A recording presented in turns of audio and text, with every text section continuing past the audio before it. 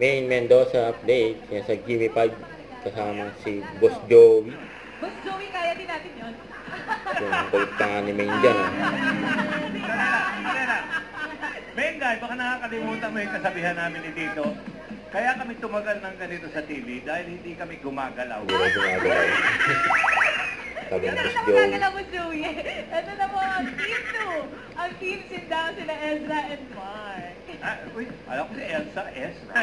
Yan naman ay mula sa Frozen. Frozen. Boss Joey, medyo madali. Ang kulit ni Main. Natatawa si Boss Joey. Dali, hinahapan mo ako. Gusto ko gawin mo muna yung pagbubuling mo kanina. Yun.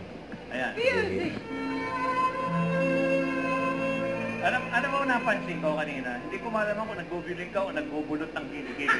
Nabibulot ka ng kilikili. Hawigin!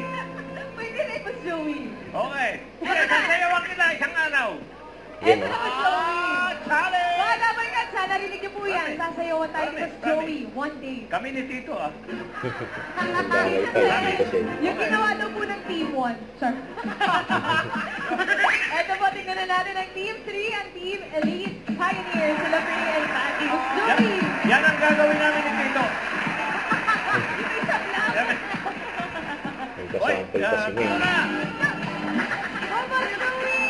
Ay, wag masyadong kumalaw, may guys. Hindi ba masyado gumalaw? Huwag kalimutan mag-subscribe, click ang notification bell for more update po on for reaction vlog. Bye guys, thank you for watching.